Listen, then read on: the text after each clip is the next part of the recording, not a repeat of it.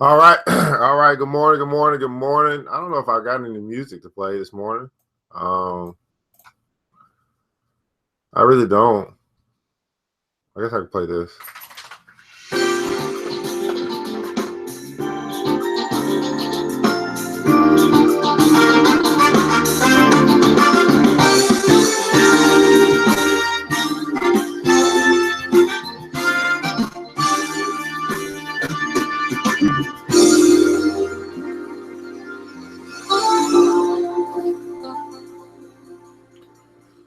All right, my beautiful people, thanks so much for tuning in. Good morning, good morning, good morning. This is Brother E here on your Sunday, and we are going to be going through the book of Proverbs. And so we're on Proverbs chapter 9. So hopefully you've been trekking along. And this is Church Without Walls. And so I truly do believe that where two or three are joined together in his name, there he is. Don't really believe you have to be in church. But that, but we can have church wherever we are, basically what I'm saying. But what I've decided to do is just share a little bit of my life and my experience and what has helped me to become the person that I am. And one of those things is actually reading the Bible. And so where I started at my journey was in actually the book of Proverbs. And so before I began reading in the book of Proverbs, I was like, well, I read the book. It's written by a man. It's got flaws, all that stuff. But what I did find is by going through the book of Proverbs, I was unable to find anything false in the book. As far as the book of Proverbs is concerned. So that's why I started, and that's why I encourage other people to start, because it does give you practical wisdom, some things that you can live by on a day-to-day basis. And so my challenge to you is, as we go through Proverbs chapter 9 today, is to take this proverb and to read it each day for the next 7 days, at least once a day. And that way you can begin to grab your own wisdom out of this book, out of this chapter, which is chapter 9. And so chapter 9 is about the way of wisdom. I'm gonna be reading out of 2 different Bibles today. One, the Message Bible, and 2, the New King James Version. So that way, you can get insight from either edition or either transcription that works for you. But this is Proverbs chapter 9, the way of wisdom. Let us begin. So I'm gonna start out the Wisdom Bible, and then I'll go to the New King James Version for the second part of this. But it says this: Lady Wisdom gives a dinner party. Lady Wisdom gives a dinner party. I really like this out of New King James. I'm spending most of my time there. But Lady Wisdom has built and furnished her home. It's supported by 7 hewn timbers. 7 is a number of perfection, by the way. 7 is, number of completion. The banquet meal is ready to be served. Lamb roasted, wine poured out, table set with silver flowers. Having dismissed her serving maids, Lady Wisdom goes to town, stands in a prominent place, and invites everyone within the sound of her voice. So what this is telling me is that there's a place set for those who want wisdom. Matter of fact, it's a place where you can actually come and eat and enjoy a banquet, a meal that's set for you, for those who actually want wisdom. And so Lady Wisdom is actually calling out. She's got a party set for you and I, for those who actually want to attend this party and get the wisdom of the ages. So Lady Wisdom goes out of town, stands in a prominent place. So she's not hiding, and invites everyone within the sound of her voice. So she calls out to everyone who has ears to hear. Are you confused about life? Don't know what's going on? Come with me. Oh, come have dinner with me. So what typically happens at dinner, guys? When you have dinner with someone, you typically have a seat and you actually, guys, you eat, but not only do you eat, you normally talk. You normally have a conversation at the dinner table. I don't know why we don't eat dinner too much with the family anymore at the table, away from the television, so we can actually look into each other's eyes, have conversations, see how everybody's doing. But that is a place that was set not only to feast from the food, but feast from one another as we connect heart to heart, soul to soul. So Lady Wisdom saying, hey, come eat at my dinner table.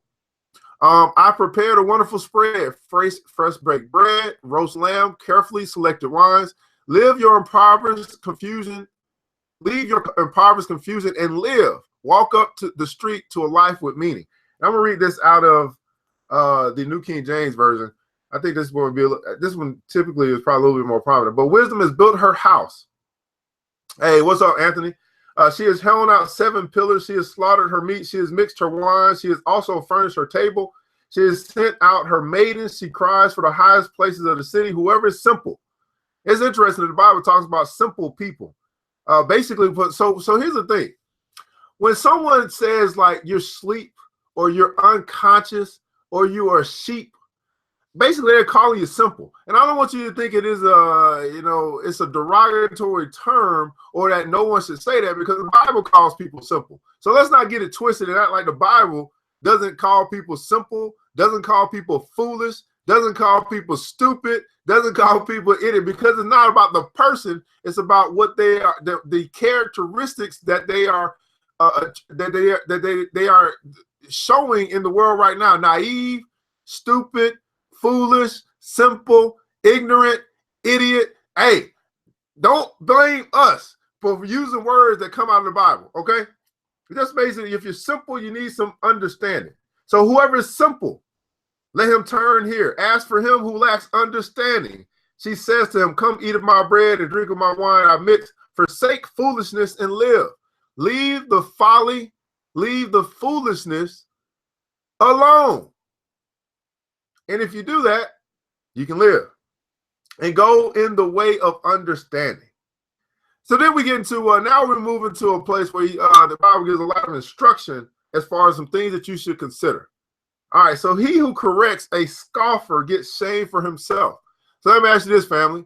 Have you ever been in a position where you're trying to correct someone who just doesn't know and they just don't know? And so therefore they lash back out of you because you're trying to give them some instruction that can actually help their life, but they're just not ready to receive it. He who corrects a scoffer gets shame for himself. So don't even do it.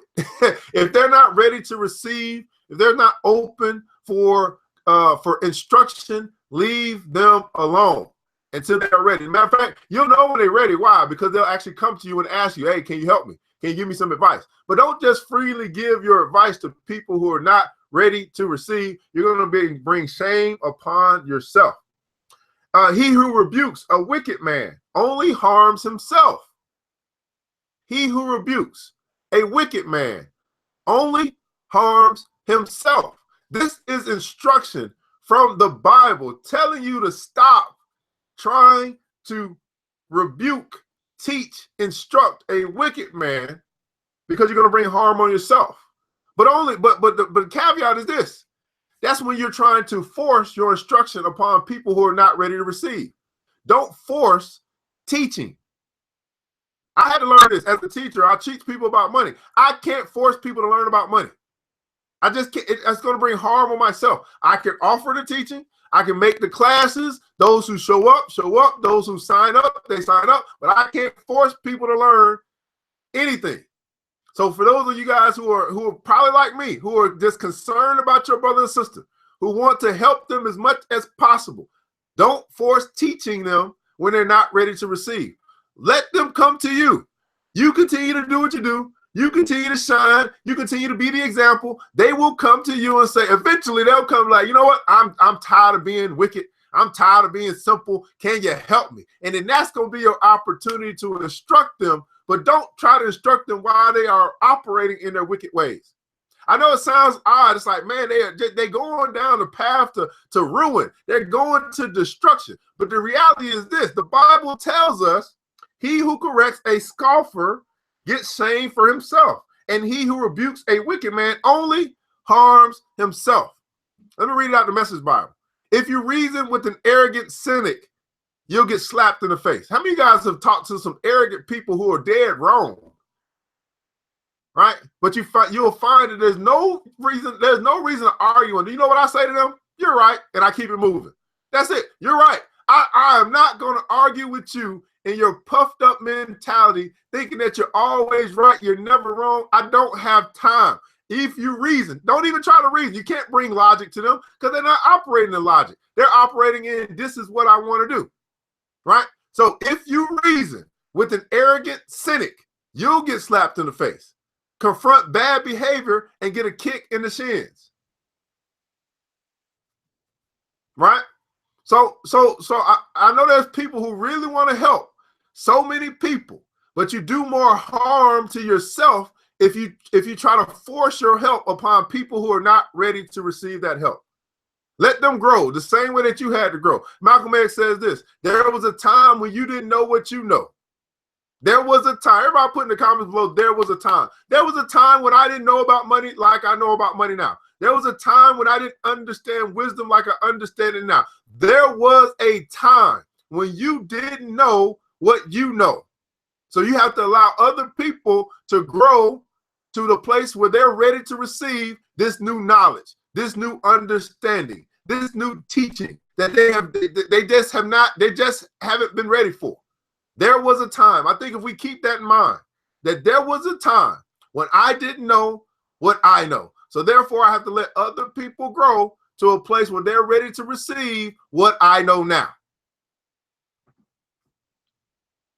All right. So where are we going here? All right.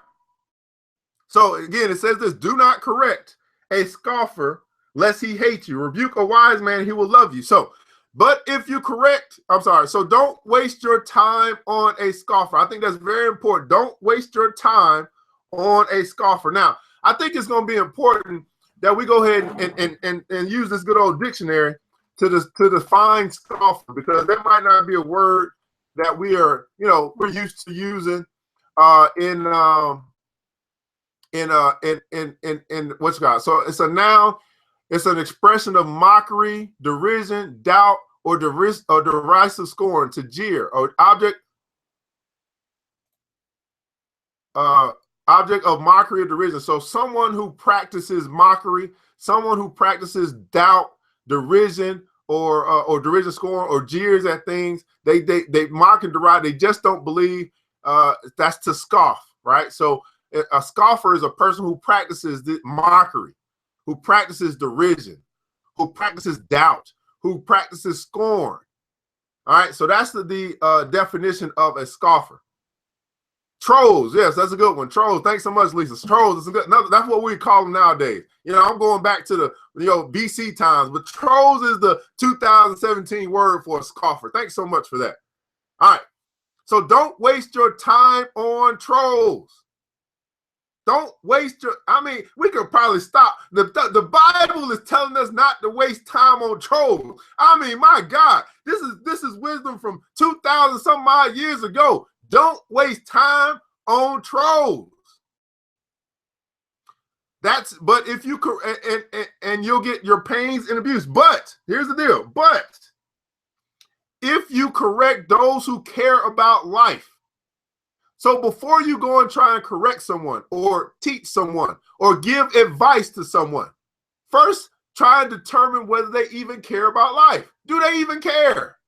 That's the number one prerequisite. Once you find someone who cares, oh my goodness, you can change their life. You can speak into their life. You can teach them. You can help them, right? But you have, the prerequisite is this: you have to find out if they care. Do they even care? If they don't care, don't waste your time. Okay? Just be the example. But I'm talking about when you want to speak into their life, when you want to help them out, when you want to give them advice, when you want to instruct them, when you got a word from the rhema word from God. I don't care what it is. If they're not ready to receive, you're wasting your time. God tells us this in his book. Even for y'all who go to church every week, it says it in the book. This is why we must read the book. Don't waste your time unless you determine by their actions, by their words, that they care about life. So if you correct those who care about life, that's different. They'll love you for it. And it says over here, do not correct the scoffer, rebuke a wise man, and they will love you. Give instruction to a wise man, and he will be still wiser. Teach a just man, and he will increase in learning. So you see the difference. You have your trolls, you have your people that don't care about life, you got those simpletons, you got your idiots, you got your ignorant, you got the people who do not care. All they care about is what they care about. They don't care about life, they don't care about learning, they don't care about growing. Don't waste your time. But if you come across that that lovely soul who is ready to make a change. They care about life. They come to you and ask you for help. You didn't tell them that you were going to give them help. They came to you and asked you for help. Oh my God, you can go and change their life and help them and become their brother's keeper in a way that they will learn more, right? They'll become wiser. They will grow and they'll love you for the time that you spent with them when they were ready to receive whatever it is that you had for them. So you have your trolls who you don't waste your time on, but you have your other people who care about life, who you can actually help in a much more, I would say, a much more profound way, because they're ready to receive that instruction. They're ready to follow. They're ready to be mentored. They're ready to change their own life, and all they need is a little bit of help. But I think it's important that we understand that they actually came and asked for help. We didn't just offer our help. You ever did that? You ever be like, man, I see this brother, sister, they going down the wrong route. I'm going to offer them my help, and then it turns out being that it's bad for you. It's some turmoil. They're going off. They you know what I mean? Because you offer them help. What I'm saying is, not even me. I'm not saying this. Okay, the Bible is clearly telling us in this instruction from Proverbs, practical wisdom, do not rebuke a wicked man and only harm yourself. Don't waste your time on a troll. That's a good book. I think it might be important. We might want to read some more of this good book. What's going on, Damien? Good morning. Thanks so much for joining. Kai's in the building. Lisa, thanks so much for your words as well. All right, let's continue. All right, so the fear of the Lord is the beginning of, let me go back. All right, I'm trying to read out 2 different Bibles, by the way. I'm sorry. Don't feed the troll. That's right, David. No, but if you correct those who care about life, that's different. They'll love you for it. Save your breath for the wise. Everybody put that in the comments below. Save your breath for the wise. They'll be wiser for it. Tell good people what you know, and they'll profit from it. Save your breath.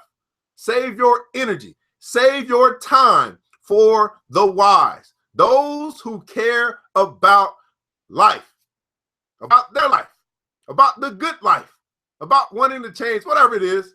Save your breath for the wise. All right, so the fear of the Lord is the beginning of wisdom, and knowledge of the Holy One is understanding. For by me your days will be multiplied, and the years of your life will be added to you. If you are wise, you're wise for yourself. And if you scoff, you will bear it alone. Let me read that out the Message Bible. Skilled living gets its start in the fear of God. Insight into life from knowing a holy God. It's through me, Lady Wisdom, that your life deepens and the years of your life ripen. Live wisely and wisdom will permeate your life. Mock life and life will mock you. Now, I haven't found anything more real than this. Live wisely and wisdom will permeate your life. If you mock life, life will mock you. So there seems to be this this reflection of what you give life, life will give you in return. And that's a good poem that says, whatever I bargain with life, when I bargain with life for a penny, it pay me no more. This is the same premise. What you give out is what you get. Some people call it karma. Some people call it whatever you want to call it. But there's this principle, this is universal law, that whatever you give out, you also get in return. So don't blame me when you lack friends because you are unfriendly. Don't blame me when you lack love because you are unlovely. Don't blame me, right? When you get in return rudeness because you're rude. Don't blame me. Only thing you need to blame about whatever real condition that you find yourself in life right now is the person in the mirror. And you got to ask yourself, what have I been sowing or what have I been sowing into life? And therefore I have also reaped. Right? Have I been sowing? Have I been so studious about life, about learning, that now I am a learned one? Right? Now, have I been seeking wisdom, and therefore I get wisdom? Have I been sowing into the lives of others of honesty and good report and praise and friendliness and kindness and patience? Or have I been impatient with others, expecting others to be patient with me? No, that's not how it works. That's not how the law of life works. If you are impatient with others, others will be impatient with you. If you are rude to others, others will be rude to you. You don't understand reciprocity. It's the law of reciprocity. But too often you expect others to treat you a way that you will not treat others. The golden rule, do unto others as you have them do unto you. And I'm telling you, good old book telling us, if we do unto others this way, then it will be done to us. That's what Lisa said, you attract what you lack. Too many guys are you know, I mean, it's just sickening that so many people don't understand this simple principle of life, that what you give out, you get in return. But then you want to complain about what comes to your life, your lot in life that you get in return, but you never look at, dang, what am I giving out? Right? I come to a room and I do nothing but create drama. And then I wonder why there's drama in my life. I go to a place and it's nothing but positivity, and I bring the cloud of negativity. And I wonder why there's negativity in my life. I just don't believe that there's opportunity and possibility out there. And I wonder why I don't get opportunity and possibility in my life. I won't learn the principles about money and I stay broke. And I wonder why I stay broke. I spend every dollar that comes across my path, and I wonder why more money won't come to me. What you give out is what you get in return. And you know what? Common sense, I wish it was so common, but these are laws. This is how life works. I don't know why. I didn't write the laws. All I know is this is how this stuff goes. What you give out, live wisely, and wisdom will permeate your life. Mock life, and life will mock you. So that I think that bears a question, right? A question of, have I been mocking life, and therefore life has mocked me? Or have I been living wisely? Or am I going to decide that today is the day that I put away mockery, I put away foolishness, I put away simpletonness, I put away idiocy, I put away immaturity, and I walk in the way of wisdom and allow wisdom to permeate my life?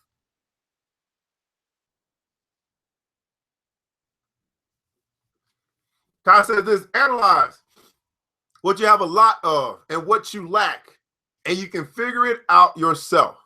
Oh, that's good stuff right there. Analyze what you have a lot of and what you lack, and you can figure it out yourself. See, too many of us, we don't want to do any inspection. We just want to say, this is how I am, and this is how it's going to be. Well, you can continue to be that way, and you continue to be the same person 5 years from now that you are today. That's totally fine. Hey, do you, boo. All we talking about, what the good old book is telling us, is that if we want wisdom in our life, then we must live wisely. If we want love in our life, then we must live lovely. If we want the good things to happen in our life, then we must be good people we must be good to other people. The more you give freely, the more you receive. So you got a decision to make. And you don't even have to make the decision today if you don't. I mean, I would suggest you make the decision today. But you know what? We gonna most of us are stubborn. Most of us gonna say, I'm gonna do what I want to do when I want to do it. And that's hey, you know what? Do you, boo? We're just gonna keep reading through the book. We're gonna learn from the book, and we're gonna take from the book. Those who have ears to hear, and those who have eyes to see, those are the people that wake up. And don't get on us for calling you simple, because we see you in your simple ways. The good old book uses words like simple. And we call them sheep nowadays. We call you unconscious. We call all these different words, trolls, all these new words we use, but it's the same principles that has been around for 2,000 some odd years. Nothing's really changed. We changed the words, but the principles remain the same. This is what I learned. Principles, they do not change. Everybody put that in the comments below. Principles don't change. Laws, universal laws, man-made laws may change, but universal laws don't change. They don't. They remain the same, and they have remained the same since the earth was formed, however long that was, thousands of years. It remains the same. Laws don't change. Universal laws, they don't change. Principles, they don't change. So if they remain constant, if they work, the question is, are you going to learn how to work them? Are you going to learn those universal laws and work them? Are you going to continue to break them? You probably are breaking some universal laws right now, and you don't even know it because you don't even understand universal laws. But don't think that just because you don't know the law doesn't mean that the law still isn't in effect. I mean, just think about it. You might not know the speeding limit on some street that you were riding on. You're riding 65, you get to a 35 zone, you don't even see the speed zone or the sign or nothing, but it's 35. Do you think that if that cop see you riding 65 on the 35 that you're not going to get pulled over and get a ticket just because you don't know that it's 35? No, that's not how law works. The law is going to be in effect whether you know the law or you don't. So you can either learn the law, live by the law, or continue to break the law and have to be subject to the law. Man, we got some good stuff coming here. Oh, Ms. Khan says this, what you lack will require extra effort, and maybe, not maybe, it's going to require some research, okay? But you can have it if you want it. Principles don't change. Universal laws don't change, never. David Thomas says this, even in doing self-analysis, I wish I could highlight this, even in doing self-analysis, most people aren't honest and are still and will still make excuses for their own behavior, knowing they're wrong. Can you be? I mean, Mr. Thomas, if we can't be honest with ourselves, then there's no way that we can expect anyone else to be honest with us. As a matter of fact, if we can't be honest with ourselves, even if someone else is honest with us, we won't receive that honesty because we are so deluded in our own mind, in our own thinking. So we think because we're not honest with ourselves, we think everyone else is a liar. Let me repeat that again. When you can't be honest with yourself, then there's no way that you can receive the honesty of others because you automatically think that everyone else is a liar because you can't receive honesty. This is how twisted your mind is, your soul, your spirit. You can't even be honest with yourself. My God, that has got to be one of the, I mean, that person, whoever that is, can you imagine the life that they live? You can't even be honest with yourself. Oh my goodness. Woo!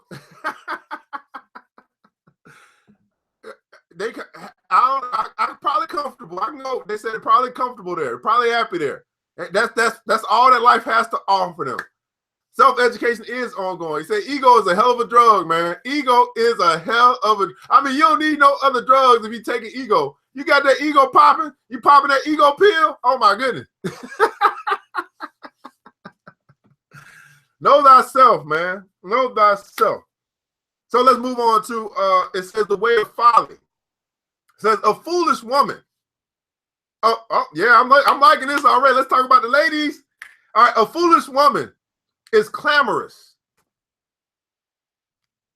She is simple and knows nothing. A foolish woman. Now let's look up clamorous because I don't know what that really means off the top of my head. That's why I like the good old dictionary here.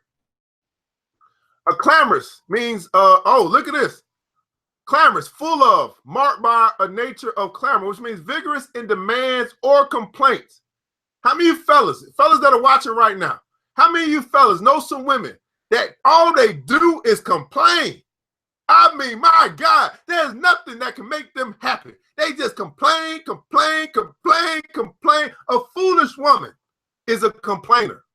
Oh, that's what the good book says. Don't get on me because I'm reading a good book. And matter of fact, if you're a lady right now, you're watching, and this is you, this good book is calling you foolish. That's the good book. This is why we got to read the book. Going to church and not reading the book, I don't understand it. And you are the woman who is a complainer. And the book is telling you that you are foolish because you are a complainer. You are simple. You know nothing. That's the book. But we don't want to learn the truth because we don't want to read the book. We want to feel good. But the book,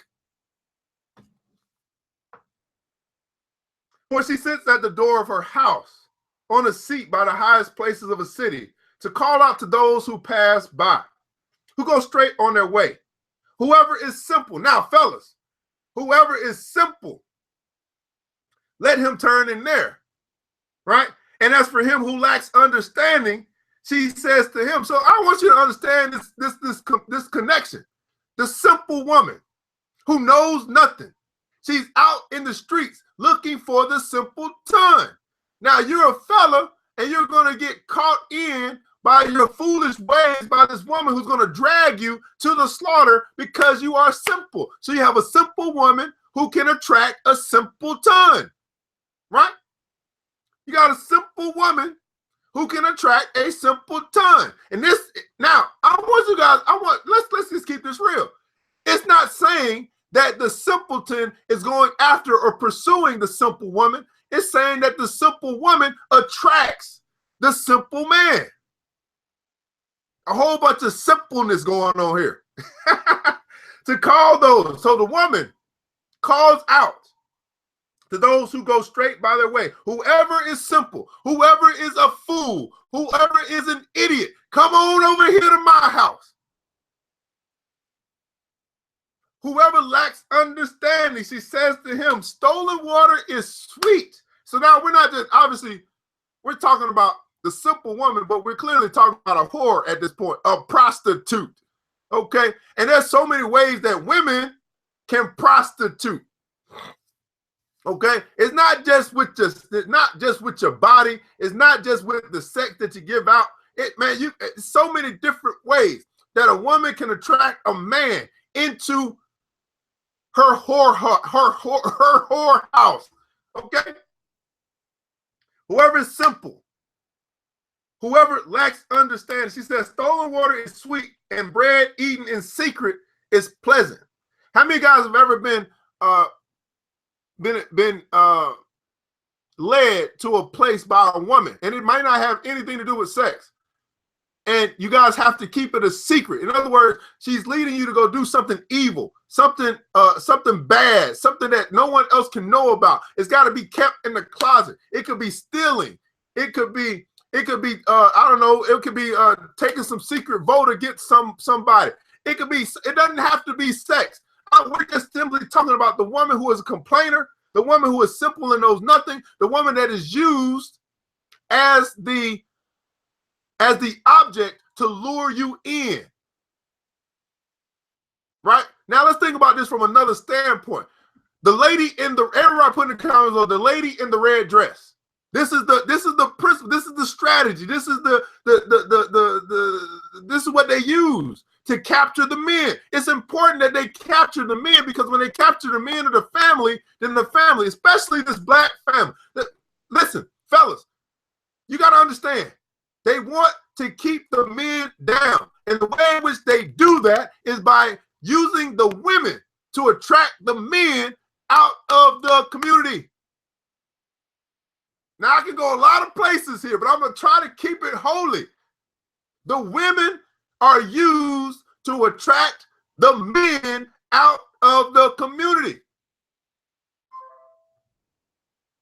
I hope you guys are seeing this. It's in the book. Stolen water is sweet, and bread eaten in secret is pleasant. But he who does not know that the dead are there, that her guests are in the depths of hell. The lady in the red dress. The good book tells us about this strategy, about them using the lady in the red dress to capture the attention of the men. And the men who are simple, the men who lack understanding, they will turn and go towards the whore every time. So, fathers, we must teach our young men to avoid the lady in the red dress. Oh, y'all didn't know we was going to talk about this today. So if you are a brother and you're watching right now, please put in the comments, avoid the lady in the red dress. That's okay. That's semantics, Lisa. Okay, that's semantics. You can't call them a lady, but you know, it's a figure of speech. And let me read this from the Message Bible, and then we'll be done. That's it for today. Then there's this other woman, Madam Whore, brazen, empty-headed, frivolous, brazen, empty-headed, frivolous. Let's go ahead and put this in the comments. I mean, let's go ahead and get this out. Brazen, what does that mean? She's shameless or impudent. Shameless, right? What does frivolous mean? We know what that means, but let's go ahead and get this out the book. Let's go ahead and get this out the dictionary. She's characterized by a lack of seriousness or sense, self-indulgently carefree, unconcerned about or lacking any serious purpose. How many of you fellas are connected to women who are shameless, who are carefree, who lack a sense of purpose? The lady in the red dress, this whore. I mean, I'm sorry, shameless. She has no shame in her game. Okay? Then there's this other woman called Madam Whore. So we can start calling the whore in the red dress if you want to, Lisa. The whore in the red dress. She is brazen or shameless. She's empty-headed. She lacks knowledge. She's frivolous, which means that what does frivolous mean again? Frivolous. This means that she has no sense. She lacks a sense of she lacks purpose in her life. She sits out on the front porch of her house on Main Street, and as people walk by minding their own business, she calls out, "Are you confused about life? Don't know what's going on? Still off with me, and I'll show you a good time." No one will ever know. I'll give you the time of your life. But they don't know about the skeletons in her closet. And all of her guests end up in hell. And so I think today, what the good book is telling us is we have a choice to make. And this is for men and for women, but particularly to the men. Choose the woman of folly or choose the woman of wisdom. And I would also say to the ladies, be a woman of wisdom or be a woman of folly. And you got to ask yourself, ladies, where are you attracting these men and leading them to slaughter? And fellas, for you, how are you raising the kids or the sons up so they can avoid the lady in the red dress and they can always go after the woman of wisdom? And I believe if we do this, I believe if we raise up men who can see and can recognize wisdom in a woman, right? And if we raise up ladies who will command that man that's not the simpleton, but that man that is of knowledge, that man that is that understands, right? And this guys, I want to touch on this for just a bit because the Bible talks a whole bunch about this subject. So, ladies, how do you attract a man? Do you attract them by your physical appearance? Do you have to attract the man by letting your boobs hang out, by wearing the tight stuff to show off your curves? Is that what you have to do to attract a man, to get that type of attention? Or can you attract a man just by the way that you walk, just by what you listen, as I have seen, right? Now that I'm into this African stuff, right? Let me give you an example. Let me give you an example, because you guys are going to learn today. Let me give you an example. So, fellas, I want you to pay attention. Now, this is for the fellas. Now, I understand we are visual people, right? And we really like to see the cleavage hanging out. I mean, it's just like, man, you know, we got the cleavage hanging out. You can see the curves on the butt. But fellas, tell me this. Just keep it real. You see that? Okay, let's get that out of our head. Let's just get that out of our head. Okay, this Sunday. You get it out of here. But if you see a woman wearing this. This is your beautiful black sister. She got on this. Look at this skirt. She wrapped up in something like this. You can't see nothing, but you just have to think, man, what is under that skirt? Oh my goodness. If I see a woman with something like this on, oh my God, it takes me to a whole nother level of class and royalty. You know what I'm saying? She's not walking around with stuff all tight. She is letting it free flow out. Fellas, tell me, is this something different about a woman who wears a skirt that you can't see nothing? It's just like, oh man, that's a nice skirt. I mean, she really looks nice in the skirt, but man, I can't tell nothing about what she really got going on underneath the skirt. Keep it real with me, fellas. I'm telling you, if I see a woman in something like this, oh my goodness, you know what I'm saying? It's different. It's class personified. It's elegance. It's regal. It's royalty. It's queendomism. You don't see a queen walking around flaunting all her stuff out. You can't call yourself a queen. Don't call yourself a queen if you gotta have your titties hanging out. You are not a queen. You are fooled in your belief of what a queen is. I mean, you might be a queen, you're another kind of queen, but you ain't the kind of queen that's going to be in an empire. You're not going to be the kind of queen that's next to a king that's got your royal throne. That's not the kind of queen you are. Let's just keep it real. You a queen. I can't say that. I'm trying my best. All right. So all I'm saying, so Damon, am I right? If you see a woman with, it ain't got to be that, but I'm saying you see a woman with a nice dress on, everything is covered up. She just looks elegant. She just looks, I mean, am I right? I mean, fellas, who else, who watching that's a fella? I'm being serious. If you go to a ball and you see these women that are, that's right, trap queen, and you see this woman that's, I mean, God, she walks. I mean, you ever been to a debutante ball, or you ever been to? I can't even call it prom because prom is filled with promiscuity. But I'm saying, I'm talking about the place. We don't even go to these places no more. I'm talking about balls. I'm talking about places where you got to dress like a queen and king just to enter into the building. So I'm just saying, don't call yourself a queen if you dress like a whore. Let's just get it out. Don't call yourself a queen if you dress like a whore. If I go to the corner and I see a whore right here, and I walk across the street and I see a not so much a whore, but dresses like a whore, how am I going to tell the difference? I mean, you look just like each other. One is over here, you know what I'm saying, doing her little calls. She getting a little, you know, a little thing on in the streets and in the cars. The other one is over here. You know what I mean? Looking just like the person that's over here. What the hell is the difference? So don't call yourself a queen if you dress like a whore. I don't know where I got this from, but what I'm saying is this. Again, fellas, we have got to raise our boys, our young men. Not just the men, but I'm particularly talking to the men because men raise men. We have got to raise our men to avoid the whore. Avoid the lady in the red dress will lead him to destruction. And ladies, we have got to raise real queens in our community.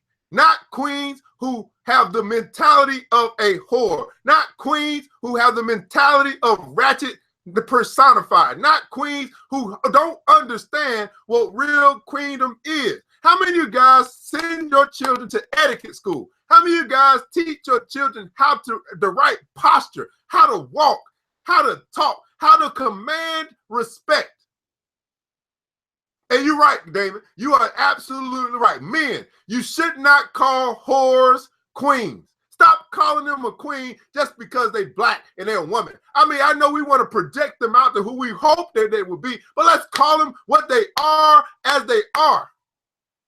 And let's raise them to a standard of queen. We have the idea. We want you to be a queen, but we want to get you to that level. Kings, okay, let's go there. Kings, fellas, kings don't wear sagging pants. Kings don't wear their pants down on their ankles. You ain't never been to Africa or been to Rome or been to any of these elegant places where there are real empires and seen men looking like thugs. Let's just keep it real. So you're going to call yourself a king if you act like a thug, because how you act is who you are. That means that's who you're going to be, but that just means who you are. Let's just have some reality checks in our life. Let's just be honest with myself. Right now, this is where I am. This is who I am. I understand where I want to go, hopefully, but you can't understand where you want to go until you first say, this is where I am. This is who I am right now. I am a thug, okay? You know what I'm saying? I'm ratchet. I'm hood, whatever, right? I understood that I was hood when I was out doing some of the stuff I used to do. I was hood. I was a gangster. But then I knew where I was able to accept this is where I am right now. That don't mean I'm going to stay right there. I'm just accept. See, you go to church all the time, but you never accept who you are. You always talk about where you're going. You always talk about who you want to become, but you must first accept where you are. In other words, here's the GPS. It says it got 2 coordinates, where I am and where I want to go. It doesn't just say where you want to go. You got to understand where you are. Where are you today? Who are you today? Let's first start there. We need the coordinate A. This is coordinate A. This is who I am. This is where I am. This is who I am. And then we say, okay, well, we're going to plot from coordinate A, and we're going to plot it out to where we're going. But you got to start with where you are. And just keep it real with yourself. If you can't keep it real with yourself, then how will you ever recognize real when it comes? If you can't keep it real with yourself, how in the world will you ever recognize when real crosses your path? Woo! All right. Well, guys, this is Proverbs chapter 9, the way of wisdom and the way of folly. And hopefully we learn some things today from the book. And this is why I continue to tell people, read the book. Too many of us, we know church, but we don't know God. Too many of us are going each and every week to a place where we won't read the book for which it is we say that we are fond of. How can you believe something that you never read? I don't get it. If I pick this book up right now, just a regular book, and I just never read the book, how can I say that I believe the book? How can I say that I believe this if I never read it? It makes no sense to me. So all I'm trying to get people to do is read the book. That's where I started. I started in Proverbs. And I took Proverbs. I said I couldn't find nothing false there, and I went from there. I'm just trying to encourage you as this devout Christian who you say that you may be, or whoever you might be. I don't care what religion. If you're some other religion, if you're Muslim, if you never read the book, if you're Buddhist and you never read the book, I mean, what are you believing? Read the book. Spend more time in the book than you do in the building. And I can guarantee you that your life will really change because you'll begin to allow your God speak to you through his word, supposedly, and have an effect on your life. So we'll continue to do this every Sunday. And we'll go through the book. And this right here, what we're having right here, guys, in case you don't know, we're having church where 2 or 3 are gathered together in his name. It doesn't matter where. If we're gathered together in his name, there will he be also. You know how I know that? Because I read the book. Well, this is ERGJ, Brother E, with Church Without Walls, chapter 9. And here's the deal. The reason why I call it Church Without Walls, because I don't take any offerings. I don't want you to do anything for this program. What I like for you to do is take whatever you thought about giving and go and do something for that homeless man. Go and do something for the homeless, the hungry, and the poor. Do that today. Do that this week. Make a difference in someone else's life who could not make a difference on their own. That's where you can give your offerings. That's where you can give your peace offerings, your love offerings. That's where you can give your tithe. give it to the people who need it the most. And if you don't believe that, you might want to read the book. Well, guys, we'll be back next week, chapter 10. But remember this, man, chapter 9, I would like for you to read this chapter once a day, at least every day of the week. And then we'll be back next week with chapter 10 in Proverbs. Hopefully you learned something today, man. Go out, be blessed, be good to other people, make a difference in the lives of those who can't make a difference themselves. Have a good week.